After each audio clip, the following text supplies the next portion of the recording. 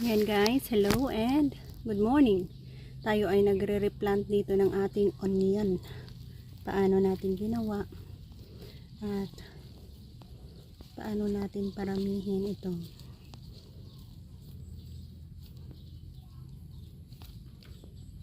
Makikita niyo yan. Yan. Isa-isahin natin tanggalin yan. At i-replant natin.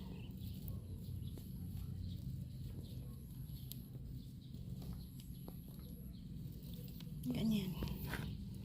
I-replant natin dito sa another.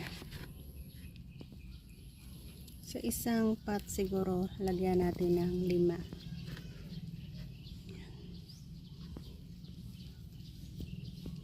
Ayan ang 5. Tapos niyan, lagyan natin ng compost.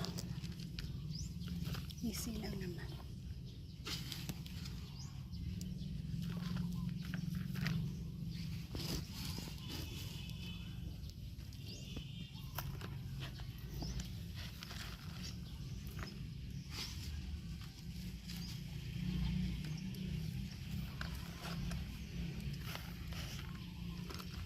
Kaya continue natin gawin hanggang sa maubos natin ang lahat ng ating punla na ito.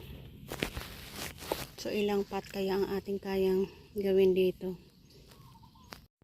Yan, 4 ang ating nagawa dyan. Sa seedlings na ating pinunla. Nagkaroon tayo ng 1, 2, 3, 4 na pot. Hopefully, magiging productive ang ating pagtanim dito. So i-update ko naman kayo once na pwede na nating ma-harvest.